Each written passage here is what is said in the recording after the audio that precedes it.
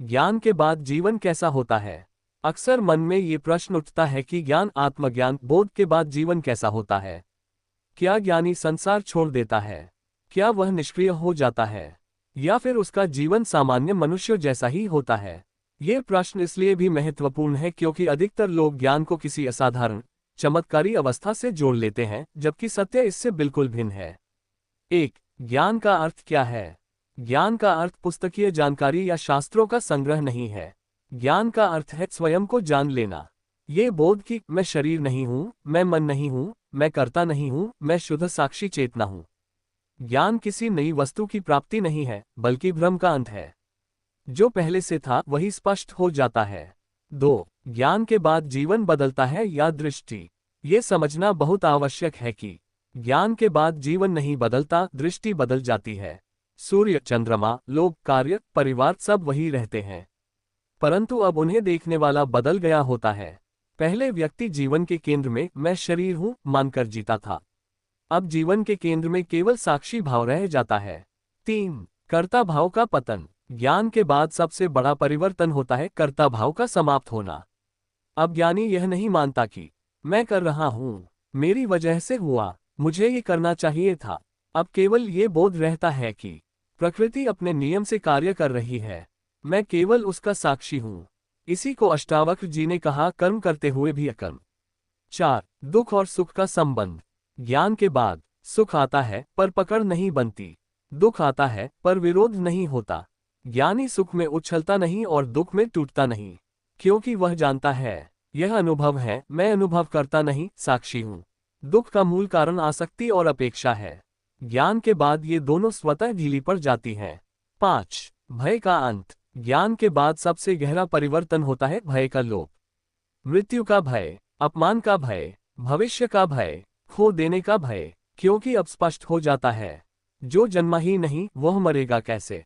शरीर मरता है, संबंध बदलते हैं, परिस्थितियां आती जाती हैं, पर चेतना अछूती रहती है। 6. संसार से संबंध। एक बहुत बड़ा भ्रम यह है कि ज्ञानी संसार से कट जाता है। सत्य इसके विपरीत है। ज्ञान के बाद संसार से दूरी नहीं, आसक्ति से दूरी होती है। संबंध रहते हैं पर बंधन नहीं, प्रेम रहता है पर अपेक्षा नहीं। ज्ञानी परिवार में रहते हुए भी अंतर्मुखी स्वतंत्रता में स्थित रहता है। 7. अहंकार का क्या होता है? ज्ञान के बाद व्यक्तिगत अहंकार गिर जाता है, लेकिन व्यवहारिक व्यक्तित्व बना रहता है। अर्थात बोलना होता है, कार्य करना होता है, निर्णय होते हैं, पर भीतर कोई मैं श्रेष्ठ हूं या मैं ज्ञानी हूं का भाव नहीं रहता। यदि कोई कहे मुझे ज्ञान हो गया, तो समझ लेना चाहिए ज्ञान अभी दूर है। 8. मौन की गहराई। ज्ञान के बाद व्यक्ति बाहरी रूप से बोले या न बोले, पर भीतर गहरा मौन स्थापित हो जाता है। यह मौन शब्दों का अभाव नहीं, बल्कि मन की हलचल का अभाव है। इसी मौन से करुणा, स्पष्टता और सहजता उत्पन्न होती है। 9. जीवन की सरलता। ज्ञान के बाद जीवन अत्यंत सरल हो जाता है। दिखावे की आवश्यकता नहीं, साबित करने की मजबूरी नहीं, तुलना की आदत नहीं, जो है वही पर्याप्त है। ज्ञानी किसी ऊंचे लक्ष्य की ओर नहीं दौड़ता, क्योंकि वह जानता है जो खोज रहा था वही हूं। 10. क्या ज्ञान के बाद प्रयास समाप्त हो जाता है? ज्ञान के बाद संघर्ष समाप्त होता है, पर जीवन की गतिविधि समाप्त नहीं होती। अब प्रयास किसी बनने के लिए नहीं होता, बल्कि जो हो रहा है वह सहज रूप से होता है। न कोई साधक, न साधना, न मंजिल, न मार्ग। 11. ज्ञानी का जीवन कैसा दिखता है? बाहर से देखें तो ज्ञानी सामान्य व्यक्ति जैसा ही दिखता है। वही कार्य करता है, वही बोलता है, पर भीतर कोई तनाव नहीं, कोई भय नहीं, कोई खोज नहीं। उसका जीवन उत्तर नहीं, उपस्थिति बन जाता है। 12. अंतिम सत्य। ज्ञान के बाद जीवन कोई स्वर्ग नहीं बन जाता, पर नरक भी नहीं रहता। जीवन जैसा है वैसा ही स्वीकार हो जाता है।